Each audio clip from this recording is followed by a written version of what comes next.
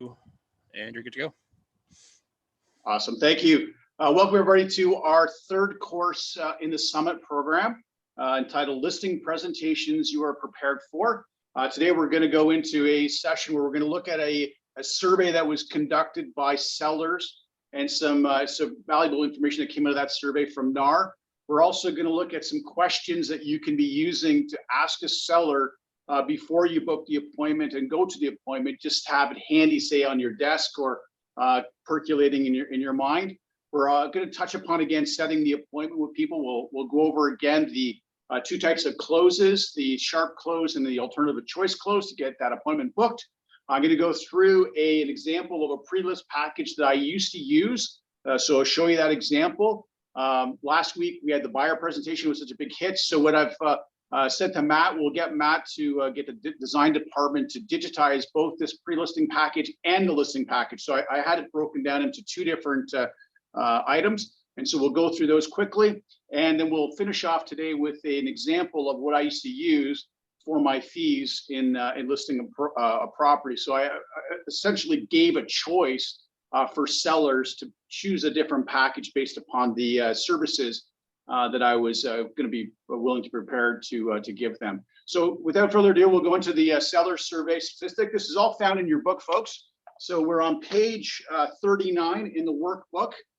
So this study was done with a number of sellers. It was done in 2010, and they wanted to find out the amount of times that sellers interviewed realtors.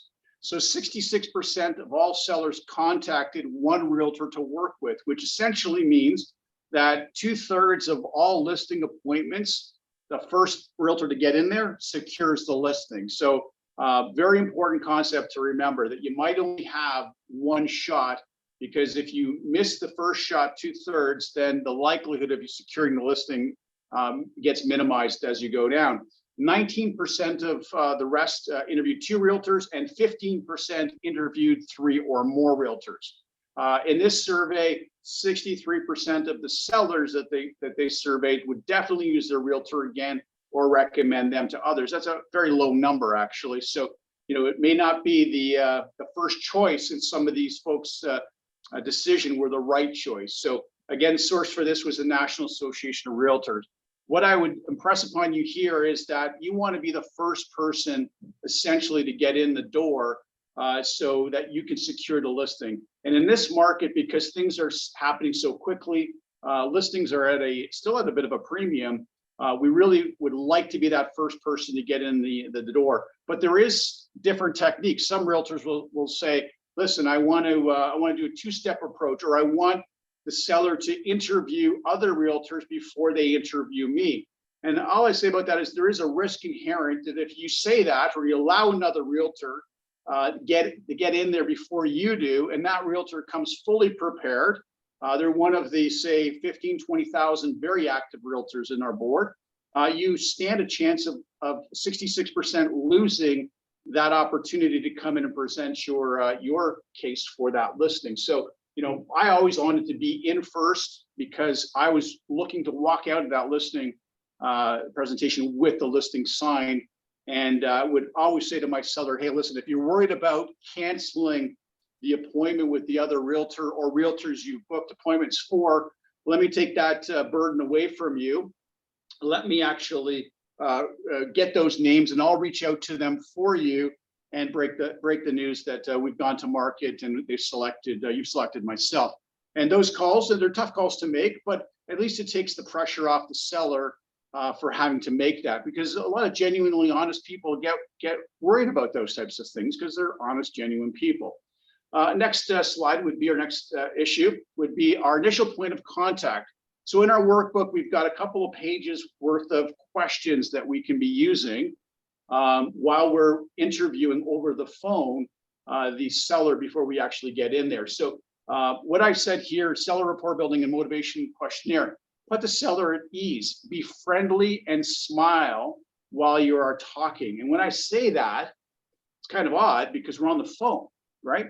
But if you practice this little technique that when you're on a phone conversation, smile, be friendly, that actually translates and transmits through the phone. people pick up on that. They may not see your face unless we're doing a Zoom presentation.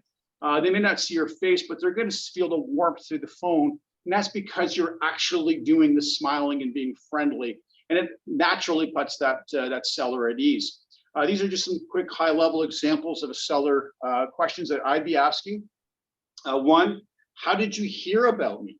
I always want to know, where is my source of business coming from? Part of my Excel file that I shared with you in week one had that broken down of where those business leads come from. So was it a referral? Was it a sign on a listing I currently have in a marketplace? Or is it a sold sign in a marketplace that I currently had? Or was it a flyer I put out? Or was it a friend of a coworker? Who knows? Where did you hear about me? Here's an important question. When are you planning on moving? You want to put a timeline on, right? Because we're going to identify, are we talking about a person that's an A in time, meaning today and 2 or 3 months from now, or somebody that's maybe a C, which is 6 months or a year from now, they're planning on moving. Why are they moving? That gets to the motivation. Is it a downsizing situation? Is it sadly a job loss situation? Could it be a divorce situation? Could it be they need a bigger home because there's more kids on the way? So we want to find out, why are they moving? These questions, by the way, are questions we're asking before we're going to book for the appointment. So we want to have kind of in our mind's eye the end result of where we're going with these folks before we actually call for that commitment to book the appointment. How long have you lived there where you are now? Sorry, we want to find out, are these people that are in there for only a year or two? And if that's the situation, well, there may not be enough equity in the home in a traditional market. Now, if they bought 2 years ago, of course they've built equity just because of the virtue of where the market's gone. What are the best features? You want to kind of throw that question out to see what they'll say. And it may be, maybe the backyard. They built a beautiful outdoor oasis with a pool. Maybe a very common 10 years ago was the #1 upgrade in homes or renovation was doing a home theater system in their basement. So tell us what your best features are. When I go over my pre-list package, you'll see actually one of my documents that I ask them when I leave that with them before the appointment is to give us the top 10 features of their home from their mind's eye. What do you think it's worth? This is a great question to ask because, even in this market that we're hearing all this press about the numbers going up, folks are going to give you an answer that, may shock you. They may not be anywhere near what the actual value is, or they may shock you on the other side and give you a number that's double what the double just happened in the last, say, 5 years. Ask the question, are you interviewing other realtors? And if the answer is yes, as I said earlier, let's get in there first, because you stand a 66% chance of walking out of that appointment with the listing versus having somebody that's very good, they're a professional, they're on their game, they've practiced their dialogues, they're got a great marketing plan, great strategy for the seller, and they go in first, and then you get the phone call to say, hey, listen, Mike, sadly the sellers have decided to list with us. Thanks for your efforts. I know it's disappointing, it's happened to me before. You don't want that phone call. It's better to make that call than receive that call. And then here's one of the last questions before I move on to trying to book the appointment with folks. What is the most important item to you? Is it price? Is it time? Or is it convenience? And kind of the answer they'll give you will help you develop your strategies at the listing table so you can build upon or build around whatever their answer is. So if time is the most important thing because they've been relocated with their job, and so they're under a time pressure and they're not in one of those relocation programs. So now you've got a strategy going into the listing table where you focus it around time and you give them real strict and hard time deadlines as far as what you're going to do. Again, this is before we're asking this question, before we're going to go and try and book our appointment using our 2 strategies, which is the sharp close and the alternative choice close. The next slide are just a sample in your workbook of questions, other questions that you can be using. My advice to you would be to maybe take this, photocopy it, or break it into whatever format that you would be most comfortable using, and have them handy, right? If you've not internalized a lot of these questions already and cannot yet have a natural free-flowing conversation without having something in front of you, then grab whichever questions that are on this slide, and that slide there, that you can start to now internalize. As I said earlier, our breakout sessions, these would be great opportunities for you guys to kind of role play and practice these dialogues.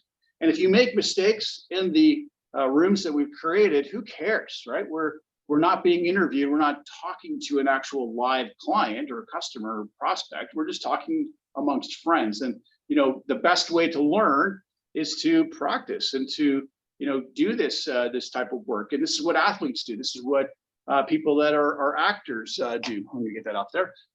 Actors do, so that they become professionals and they're not amateurs in what they're doing. Next slide. This is how to set up a bona fide appointment. So we're all familiar already with the Sharp and the alternative close. But here's another interesting question that I would be wanting to know before I get into the listing situation. If we were to meet, would all the decision makers be present? This is fundamentally the most important question before you go to book the appointment, because if we're missing folks that need to be in the room, that need to be at the kitchen table to sign the legal document, then we cannot actually physically walk out with a bona fide listing. So you ask the question, if we were to meet, would all the decision makers be present? Now, when I say decision makers, we have to actually expand that somewhat. Expand it to include maybe not just people that are on title, but they have to be there, no doubt about it. So if we have a husband and a wife situation, they both got to be in the room.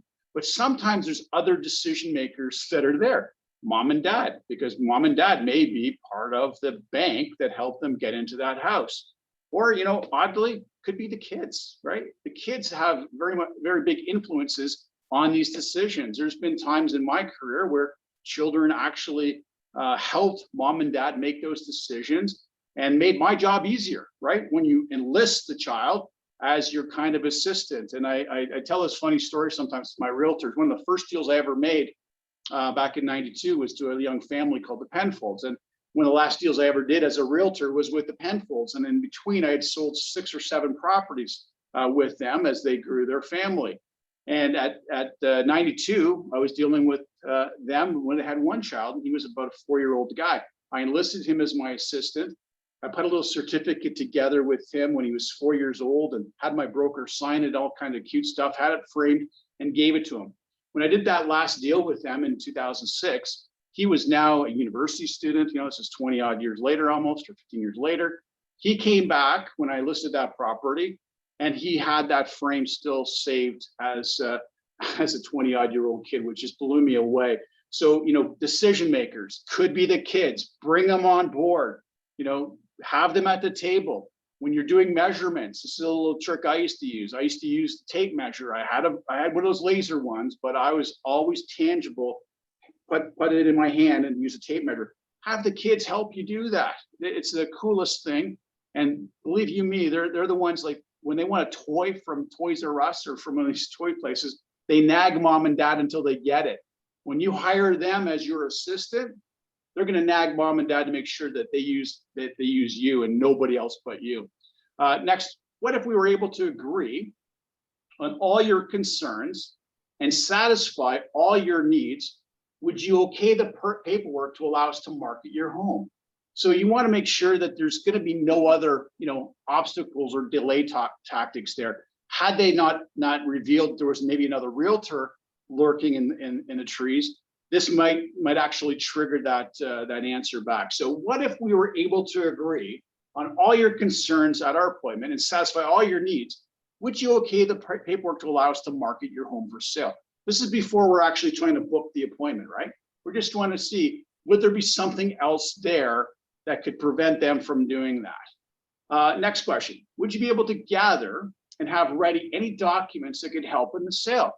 These are always the critical things that we're missing in our files. the survey. There may not be a survey, folks, but if they do have a survey, let's have it in our agreements. We're going to make sure that we only use the word that this is an existing survey, because the survey that we see in our clauses has all the structures and things like that. We're only going to provide an existing survey. And if we have one on file, that's fantastic. You may want to ask to see their mortgage documents. Again, if they're in a situation where there's no equity in the home, we want to find that out, because the last thing we want to do is put them into a situation where there's not enough equity to close out the property, and we're scrambling to figure out how we're going to pay a cooperating broker their fee. Any title documents they may have had, it could be their title insurance documents, things like that. Now then, we transition into an actual closing for the appointment. We've taught you this in the last 2 courses, but let's do it again. When would be a good time to meet? Does 6 or 8 p.m. work better? That's the alternative choice. This nails it down. And if they push back, as I said in the last course, they say, hey, listen, I got to check with my wife, my husband, what have you. No problem. Let's pencil you in for the 8 o'clock. And if you need to change it, we'll just call me back. We'll make that change. But you've now booked your appointment. Again, you want to prospect. You want to generate leads.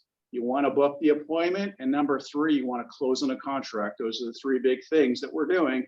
And we're doing those because we know what to say, how to say it, and when to say it. Folks, those are the real things that I want you to focus on today, tomorrow, next week, next month, next year. This is our business. Generate the lead, close on an appointment, close on the paperwork, on the contract, and know what to say, how to say it, and when to say it. If you master those 6 things, believe me, you'll be performing at a level where you'll be invited to be on one of these signature lives maybe one day, telling us about your story and your journey. And this is really what it is. It's a journey, folks. This is not you are going from brand new or making 5 or 6 trades to doing 20, 30, 50 deals or 100 deals in a year. This is a process. This is a journey. And what you're doing right now is planting the seeds, laying the foundation so that that journey has a positive end destination for you.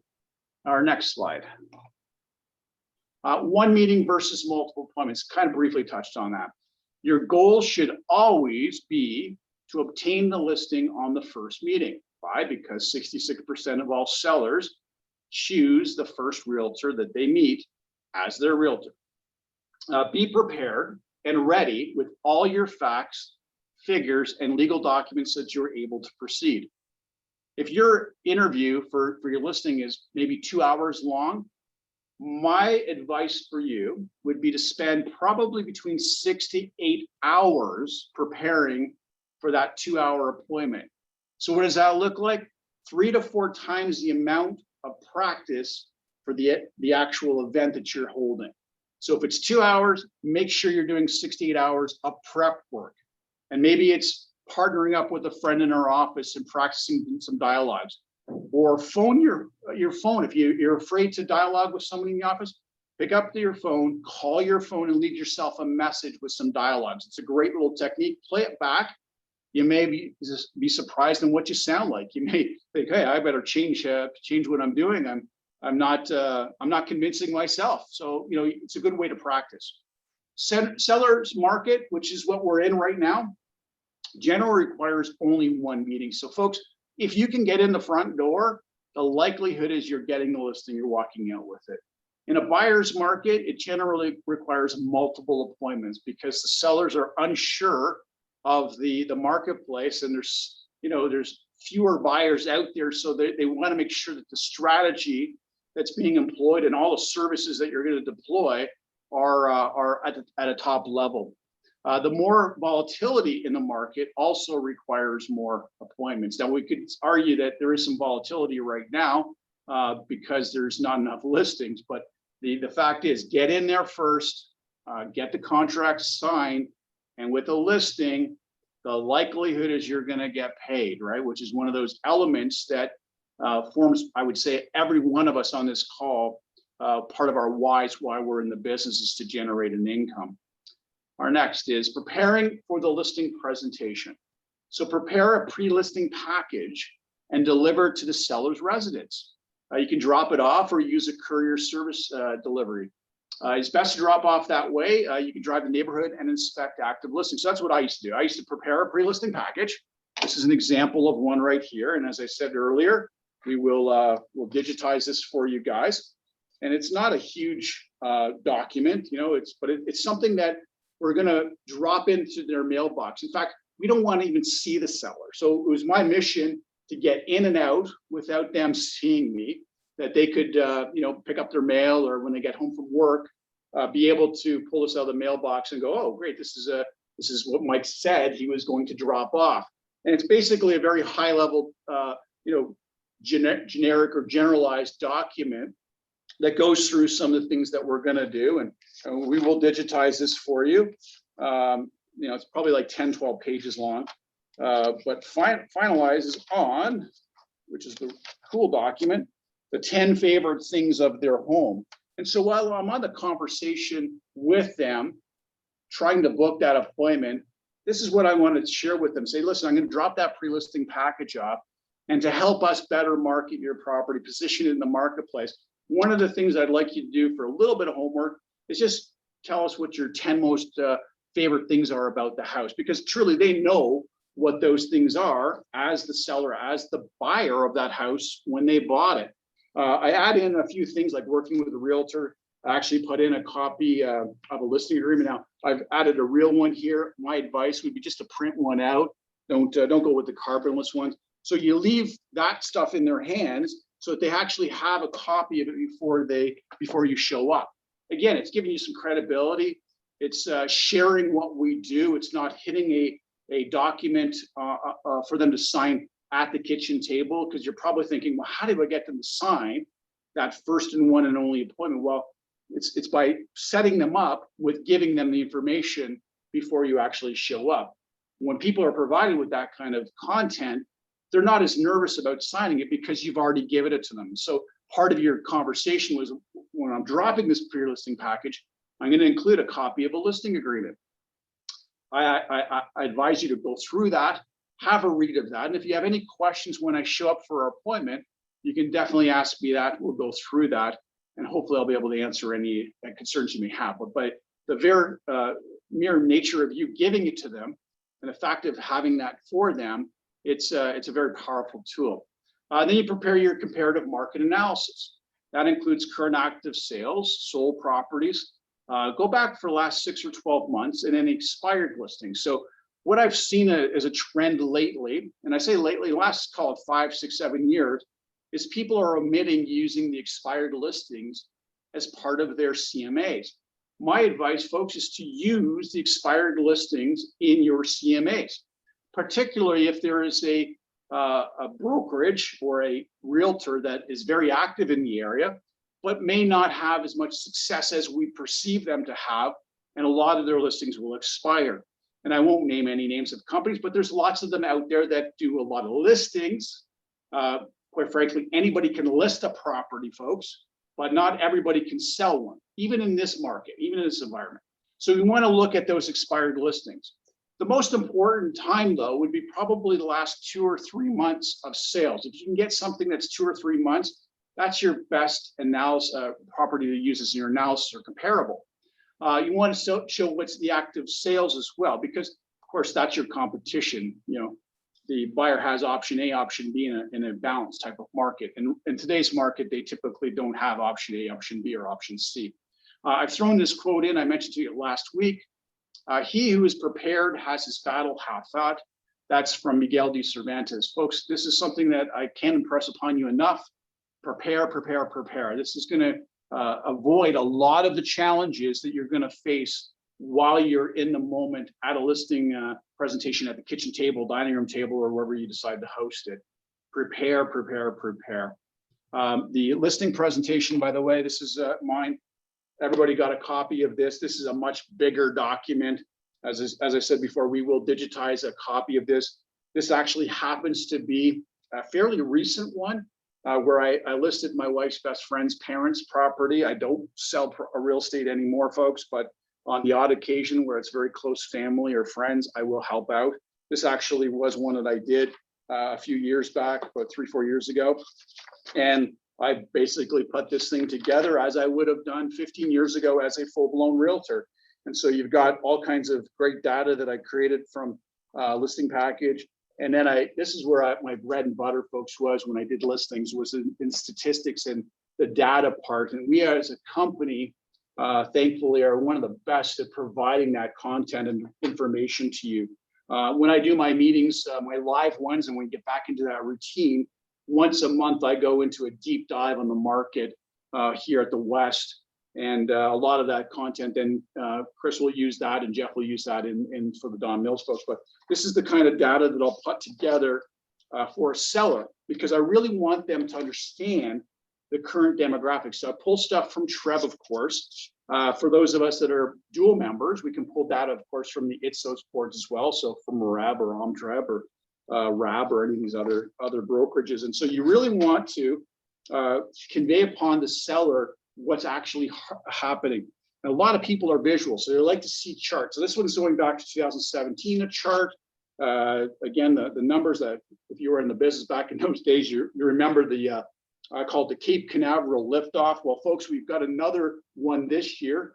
I have a chart that's been made up for the end of March, and we have another Cape Canaveral launch. But this is important stuff to provide. And at the kitchen table, I actually took the time to go through this information because it's part of the education process and conveying the value that I'm going to bring to the situation. So it's not just I'm going to list the house for you. I'm going to sell it. And why am I going to sell it and sell it for more money than a typical realtor? Because I've taken the time to analyze everything for you. And so those are the data points there. We got the CMA. And this one here, folks, I actually just went onto the Trev one and used the Trev data one, right? Broke it down. Here's the thing that I say about, though, in pricing properties at a listing.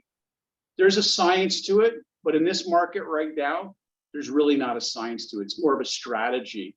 And you're wanting to pick a price today in today's market. If you're booking an appointment in the near future, you just want to pick a price that's a strategy that you can figure where you can get the most amount of eyeballs to the property and the most amount of people into the property. And so it's not a definitive number that you have to come up with a value range of $5, $10, $15, $20,000. It's more or less it's a marketing strategy price right now to ring, the dinner bell, call it, to bring as I said, as many buyers as you can to that property, because then you let the market and the compounding effect of more offers coming in generate the lift on the eventual sale price that you're going to have. Our next little slide is listing presentation appointment. Again, in the book, we got some great questions here that you can be asking. This, of course, is not about us doing this kind of dialoguing here on the session. This is for the groups that are going to come into play. But these are the questions that you need to start internalizing so they become part of your monologue, part of your dialogue when you're having conversations to book the appointment, to generate the lead, and now to try and get them to sign off on the listing agreement. So be on time and dressed for business and success. Being on time, folks, it's one of the most complained about situations in our business where if we book something at 7 o'clock and our realtor shows up at 7:15, believe it or not, we get sometimes these calls from the consumer saying, yeah, we love your company, we love all the things you do, but your realtor couldn't even be on time. So let me impress upon you guys, if you book it for 7, show up at about 5 to 7 or 10 to 7, get there early, sit in your car, practice your dialogues, sit in your car maybe around the corner, not right in front of their house, and then drive into their property, a minute or two before your appointment, and you're on time. Believe me, it sends a message. Have all your paperwork organized and ready. You've seen my 2 books. We'll provide those copies to you. That shows that you're organized, you're ready. Ensure you have reviewed the seller experience book, and that seller experience book is the one that we provide as well for you through the brokerage. It's a great resource to add. So you can actually have 3 different tools that you're using, or you may want to use the experience book as your pre-list. So, your option. And what you want to do when you're developing your book is answering these 6 questions. Why are they going to pick you? Why our company? What do you charge? And we're going to do a whole session on fees and commissions next course actually. What are you going to do to sell my house for top dollar? What is my home worth?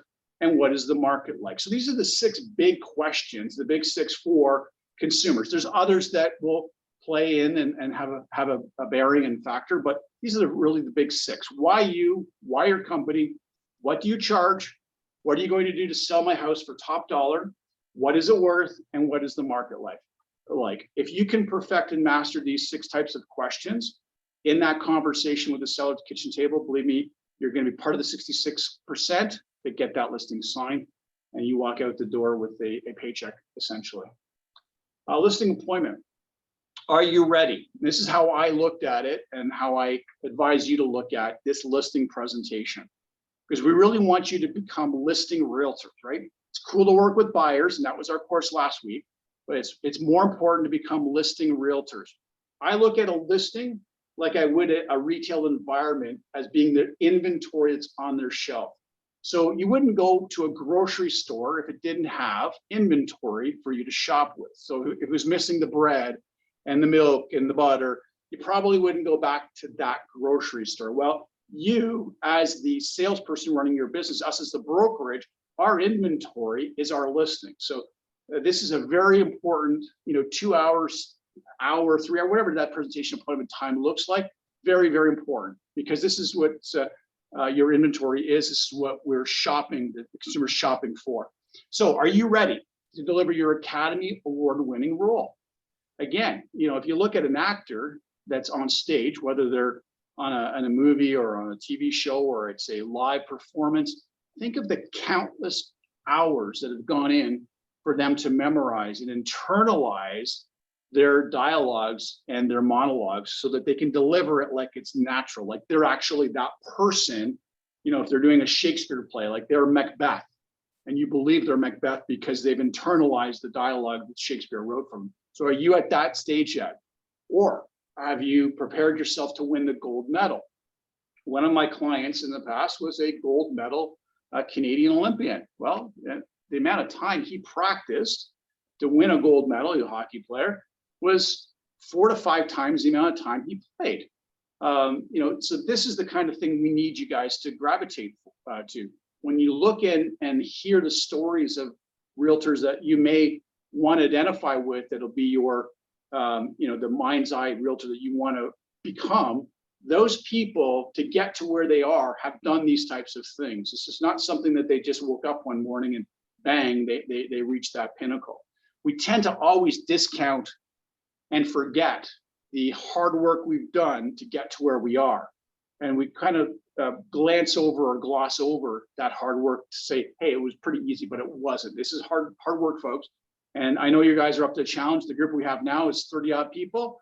This is the group that in a year's time, if you stay with this program, you internalize these dialogues, you prepare this Academy Award-winning presentation, you guys will be wherever you want to be, I guarantee it. But if you don't do these activities, you don't practice, you don't drill and rehearse, then in a year's time, you'll be wondering what happened or why am I not where I want to be. The 2 other things: give your presidential speech and to put on a concert at the Super Bowl halftime show. Well, if you ever watched any of those shows, and those folks that are not even into football seem to always want to tune into the halftime show, the amount of effort and practice that goes into delivering that is incredible. And last thing there is, if you're in doubt about your readiness to perform at this level, that means you're not ready. And listen, I'll freely admit it. I'm never, I think, at that top level all the time. I have to go back to the material. I have to review it. I've taught this type of course for 15, 16 plus years. I didn't just walk in here today, folks, and said, well, let's just go see what happens. And maybe I can deliver an hour and a half of straight content without even pausing or taking a break, without having reviewed my presentation. And this is content that I've written myself 15, 16 years ago. So I keep on going back to review and to make sure that I can execute on this information so I can deliver it to you guys to the best of my ability today. Our next slide, your on-time arrival. Start building rapport immediately by smiling and exchanging genuine compliments about the property, both the exterior and entrance. Rapport building is critical, but is situational and contingent on the seller and their personality. If they want to get to right to business, then limit your time spent on that type of activity. So, if they're an engineer or if they're, a scientific or analytical people, they're not really going to want to have the small time chit chat or conversation. So if you pick up on that person's personality and that's how they're wired, then you may want to eliminate a lot of that. But if they're people that are high in emotion, they enjoy, the conversation, and that's where you're going to really want to excel with that person and have that rapport building. Now, if there's anything about the property that you may not like, I would refrain from saying that. Leave that to a stager or somebody that's going to come in to renovate or do something like that. We don't want to, make comments about a property that may turn people off. Ask them if they mind meeting in the kitchen or dining room, and ask if they mind if you take notes so that you don't want to miss anything. So I always used to carry. We provide these as a company, Royal LePage, little binders. It's got your name on it, Mike and last name Royal LePage. Always bring one of those, and you have your piece of paper, your notepad, and write notes, because you may forget them. You may think that you won't, but you may. And I think it just makes an extra layer of professionalism when you're doing that walkthrough, making notations as you go.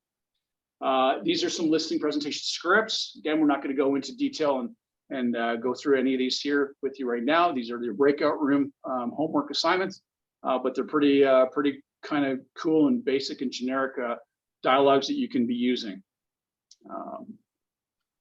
And here's what I would always encourage at a listing presentation. This works for anybody that's analytical, like the engineer or mathematician or scientist, or even just the lay people that don't care. Put a timeline together. This is only a 7-day one, folks. This timeline should be 60 days to 90 days, because that is probably the sales cycle you're going to have for when you list a property. So if you're using something like this right now, congratulations, pat on the back. If you're not, no problem. I highly recommend you develop something very soon, or at least before your next listing presentation. Put a scheduled timeline together for them, where you can show them, this is what I'm going to do for you, day 1, day 2, day 3, 4, 5, 6, 7, right out to the day that the property closes, and they're at the lawyers, the keys are exchanged, the deposit from the buyer and the buyer's mortgage money gets transferred over to them. Have that laid out so that everybody can see what this looks like, as opposed to having to jump in the middle of maybe a problem or a fire that's been started, and having to explain to them what you're doing at this point. If you set it out right now, then you can have them refer back to, this is what I'm doing. It actually, for them, helps them understand what we do, because a lot of times, oftentimes, erroneously, of course, they think that all we do is put a sign on the property, broker load it onto our MLS system, and the thing sells. But of course, as real professionals that we're providing, full service marketing, all this, there's a lot to what we do. By putting this out there and showing it to them in writing, and as I said, there's like 90 days worth of stuff you can use here. You're showing them in a way that they can relate to, because most of those folks, they go to a job where maybe they show up at 9 o'clock or 8:30, they work till 4:30 or 5, and they are delegated tasks throughout that day, no matter whether they work in an office or a factory. By giving them this shows, this is my delegated tasks that I'm doing for you on an ongoing basis. So it's very helpful. Next, determine their goals, needs, motivations, needs, and wants. So what are their goals? For instance, is it more net dollars and time? My guess is it would be both, but let's find out the net dollars. Let's scale out for them the true costs that they're going to experience in the selling process. And I often joke when people talk about assignments, right? We've been doing a lot of assignment transactions lately, and we'll have a assignor, which is the person that had purchased originally with the developer, is now, a year later, 2 years later, sitting on maybe a 25, 30, 40%, paper gain on the value of that property. And let's just throw out a number, say $100,000. So on paper, the gain is $100,000. And in their mind's eye, they're thinking they're going to sell and they're going to net $100,000. Well, folks, that's not the case. That $100,000, once you start to look at the expense, so one of the first expenses may be the developer will assign a fee, or maybe it's $5,000 to allow the assignment to happen. Then there's realtor fees that are going to be involved. Then there's this great thing called, I'm being facetious here, folks, capital gains. So we're looking at essentially a capital gain situation, or that money gets added to your income. So when you look at the net dollars in a situation like that, help them understand that they're not making 100,000 maybe in that situation. Maybe they're making 50,000 or 55. But that's part of the process of differentiating yourself from everybody else by being able to show that math. What are their motivations for selling? Again, we've gone over this before, but is it a relocation, a job loss, sadly, or divorce, a growing family, a health issue? Is it age related? They can't go back up and down the stairs anymore, so they need, a bungalow, or they need to go into a condo. So what are their motivations? What is your desire to work with this client? Very important question to ask, folks, because there's no requirement currently, nor ever, quite frankly, under our act, that we have to work with everyone. This is a decision that you'll grow to make it an easy decision when you're dealing with people you don't want to deal with, because all you need to do is deal with one or two people that your instinct, your gut said, I don't think I want to work with those folks. Deal with a couple of people like that when your instinct and gut said no, and the end result was not a positive one.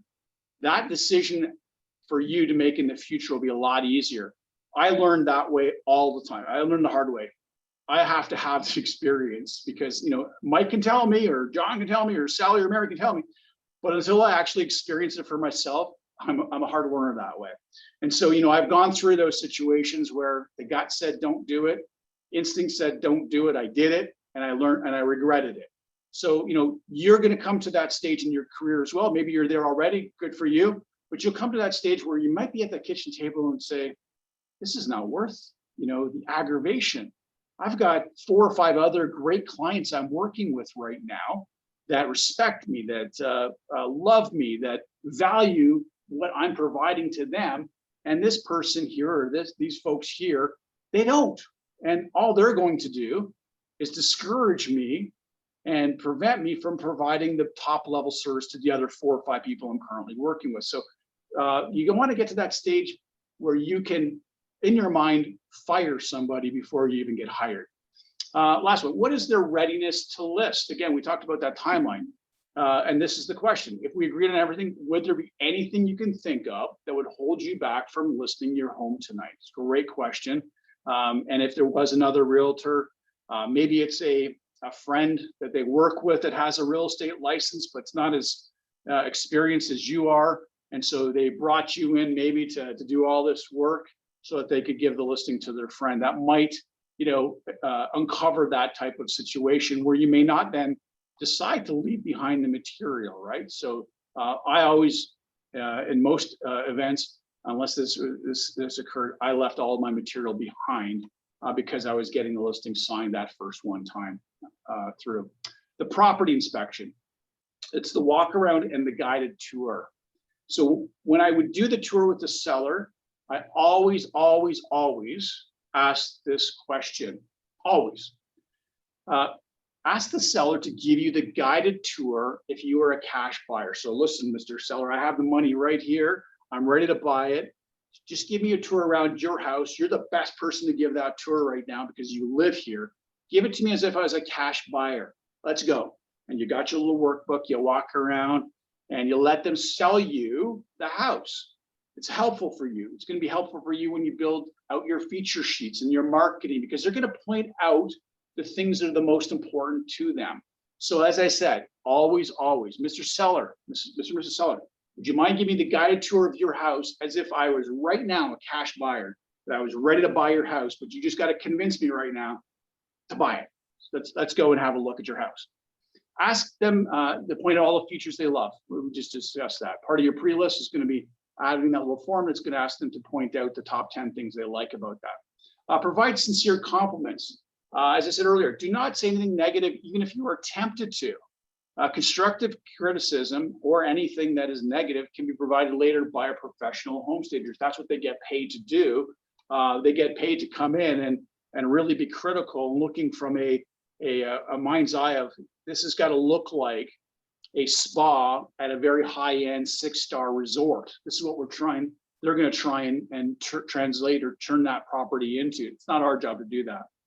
When you're finished, now I wish we were in an audience here. I could actually walk around and show you how I used to do this, but I actually would make a big point of walking around and say the statement, you know what, I can sell this house. And so I would always go like this, look up in the sky, and maybe that's heaven for me, I don't know, for you, and look back at them and say, you know what, I can sell your house. It was kind of one of those things that got taught to me early in my career. It's kind of almost funky to say this, but it always worked. It gave that almost internal faith to the seller that Mike was going to sell my house, because there's always that little check mark inside of doubt that they may have. When you come out and you have that conviction, and this is done with conviction. So if you're in the audience here, we're live, I could show you exactly how that looked like, but I was giving conviction to them that don't worry, folks, I'm going to sell your house. Very valuable, very powerful. Try it. Now, I got taught that, like I said, very early in my career, 1992.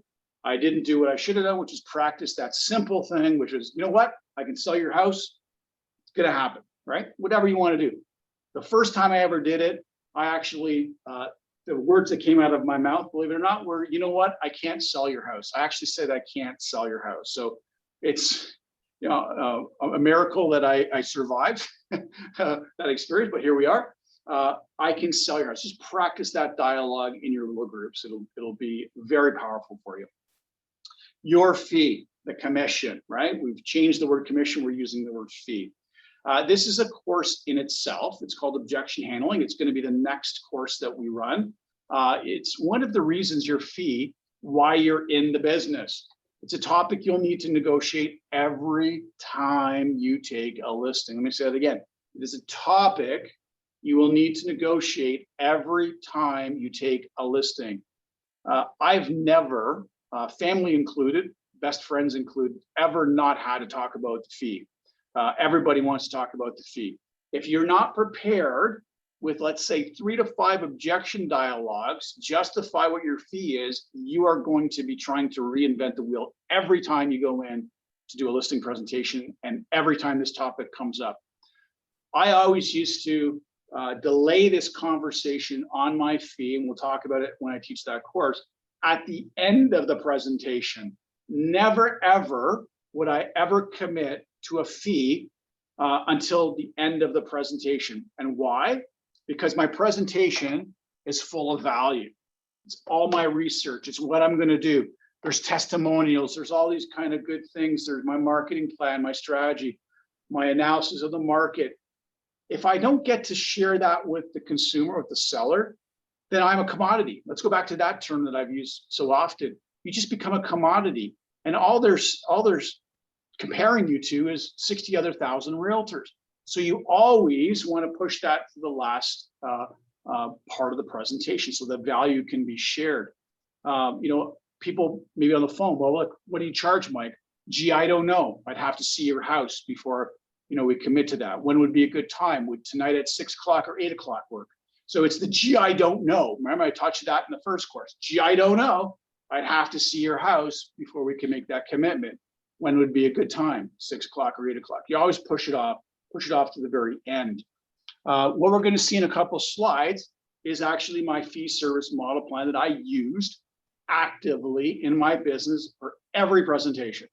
Never did I not use this fee model plan. Now you may look at that and go, I'm not interested, and that's perfectly fine. Or it may be something that you're like, hey, I can live with this. I can work around that. I can implement this, and I can actually buy into it, right? And that's great too. I'm just sharing with you a little bit of an insight of how my business operated when I sold. This is now an error in your workbook, folks. This actual next section should be the very last slide in our presentation. I'll have that corrected for the next presentation. So what we say is have your pen ready and begin filling out forms. Now you may want to invest in a very nice pen, or maybe just a regular Rico pen. That's my favorite pen, actually, is the one that Rico gives out. I sign a lot of trades that way, but choose what you want. Ask the seller to accompany you to take measurements of all the rooms. I've shared with you how I used to use, if there were children around, the children as my assistants to help me measure the room. If there's no children around, have the sellers help you with that, and use a physical tape measure. It gets them engaged, and it also actually helps with the situation where, God forbid, you may make a mistake. Well, it was not just you making a mistake, it was also your partner, being the sellers, that made a mistake if anybody ever questioned your measurements. Provide the seller with copies of all your paperwork, and ask the seller for a copy of their house key to put in the lockbox. It's part of the pre-listing package. We're actually asking for a lot of that information up front. The survey, as I said before, a copy of their key, the mortgage documents, maybe their title documents, things like that. You have a listing.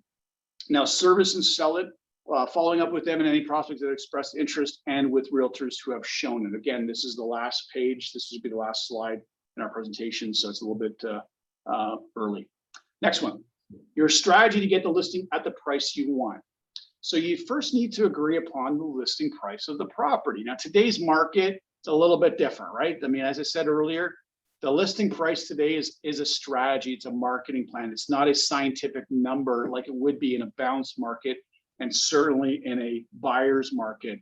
In those two types of markets, we want to be more scientific as far as what we think the market value would be in providing that range.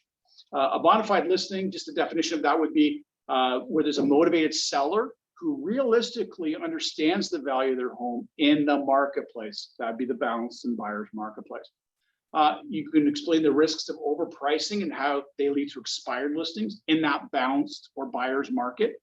Oddly, we do have expired listings, not a lot in this marketplace, but we do in this hyper inflated seller's market.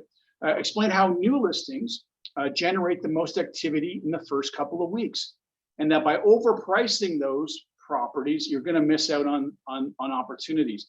So part of my pre-list package and my listing presentation has some charts that show the activity in the property in the time, right? So your first, call it 3 weeks, 20 odd days, 21 days, the most activity is on that property. Because what happens, and you may have experienced this yourself when you're shopping with buyers, is that buyers, if they're looking at a property that's been listed for, let's say, 30 days or 40 days or 45 or 50, 60, whatever, it's north of 30 days.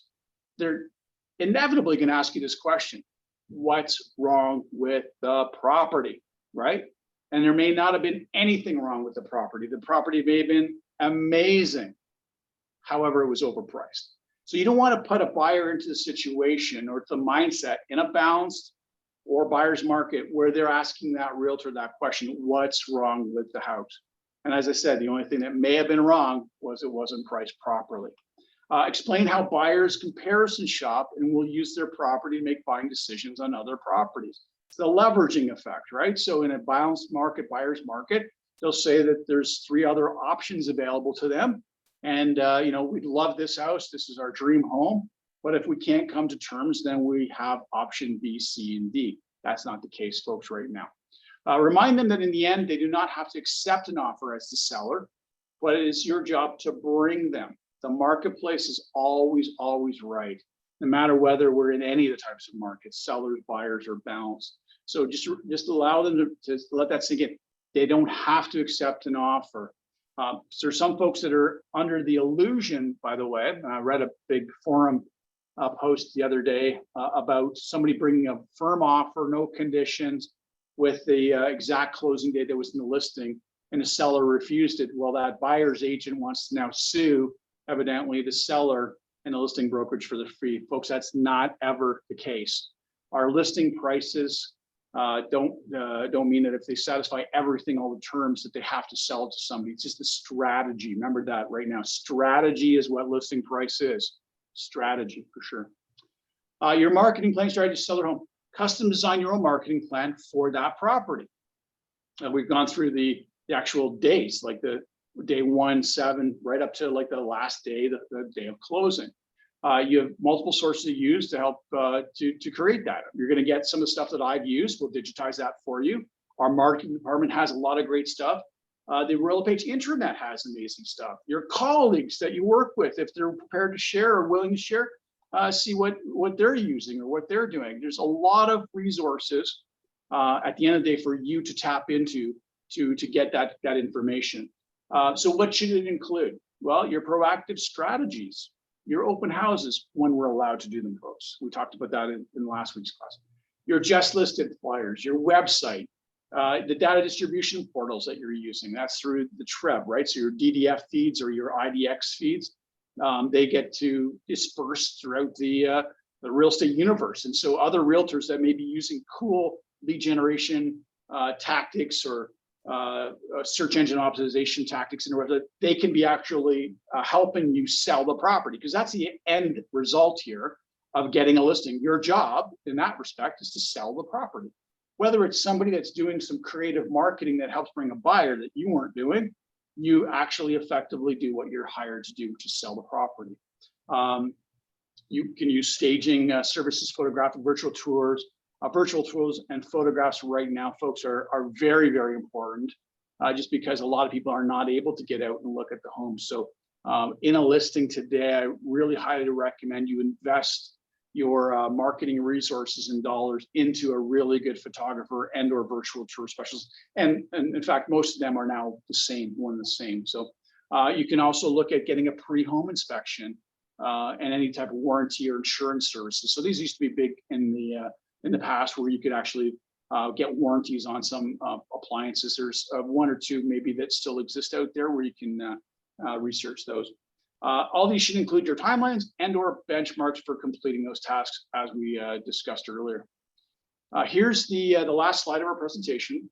And this is just a snapshot of an example of something that you could create in your business, so that when you are actually going to list a property, instead of having to reinvent the wheel every time about your fees, you can present them with 3 plans. So I used to call mine the deluxe plan, the premium, and the economy. Most people are probably familiar with like gas, the gold, silver, bronze. You can call it whatever you like. And this is probably like 16, 17 years old here as a very small sample, because quite frankly, folks, you're going to have 50, 60, 70 types of things in your deluxe plan, maybe 100 today, and maybe 60 or 70 in the premium, and maybe 40 or 50 in your economy.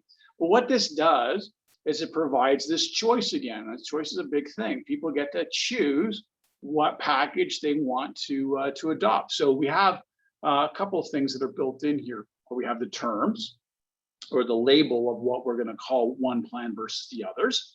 We're going to have the services and the values you're providing in those plans. And then, of course, we're going to have the fee that's associated with those. So if you look at the column deluxe plan, it'll say 6%. And believe it or not, folks, we actually listed properties back in the day at 6%. And what I added into my system was, if I sold it in 14 days, I would reduce it by 0.5%, 5.5. And if I sold it myself in deluxe single agency, is what I used to call that. So that would be in a exclusive listing situation, I would assess a fee of 4%. So in the premium was 5.5, 5, 4.5, economy 5 and 4.5. Now, I'm not here standing to tell you that go for 6. I'd love you to go for 6. As I said earlier in a prior course, I had a listing come across my desk at 7% this year, which is really awesome, really cool. But I want to impress upon you that if you set something up like this, that you're comfortable setting up, and you figure those numbers out, and you connect them back to the whys you're in this business. Like, why are you leaving your house on Sunday at 9 o'clock in your family to go and run out and do a listing or an offer on your listing, and you're only getting paid 3.5% total commission, meaning you're only getting 1%? Like, why you're doing that? So the purpose of this is just to kind of open, maybe the mind a bit, using the parachute analogy again, to say, hey, these are maybe some strategies or constructs that I can adopt into my business. And it's not no harm, no foul. You move on, do what you're doing currently, and keep with that, basically, right? But this is a really cool kind of system where you can put out 3 options. And for me in my business, I'll give you one of the reasons why I developed this. Because my business was generated through the hockey and baseball community. I had people talking about me while they were at the hockey arena or the baseball diamond, and I wasn't there, right? And so what I did not want to have happen was situations where people would be talking about, hey, Mike listed and sold my house. Oh, he listed and sold my house too. Oh yeah, he was amazing. He was great. He only charged me 4.5%. Well, hang on a second. Mike charged me 6. Like, well, what happened there? So the sellers who are talking initially about how great I was, all of a sudden now one of them has a problem with me because there's a disparity in my fees of 1.5% or 1%, whatever it may be. And so by having a system like this, I can easily now have that conversation, which I actually had to have one time to say, well, listen, John, Mary chose the economy plan and you chose the deluxe plan. And actually, truth be told, when I put Mary on the economy, I really encouraged her to go to the deluxe or premium, but she chose the economy. It took me a little bit longer because I wasn't putting in all the services that I did for you. And quite frankly, we might not have generated the best sale price for her, or the best end result for her. So, the difference there, John, was not because, I gave her a special deal or cut, some special deal and said, no, she just chose the economy over your deluxe plan. And in the situation that I actually had to field that one time, there was no more problem, right? Instead of having this festering, situation or issue based upon me giving a special deal to somebody versus somebody else, I didn't have that problem anymore. So that was the big purpose and reason for me for using a plan like this. So folks, I think this was the last slide. Matt, if Matt is there, you can stop the recording, Matt, if you like. All right, give me a second here. You there, Matt? Yep. Give me 1 second. Awesome.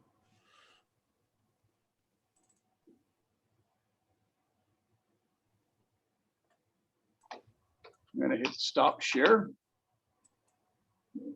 I can see everybody's faces or screenshots. Was there any questions anybody may have had about today or?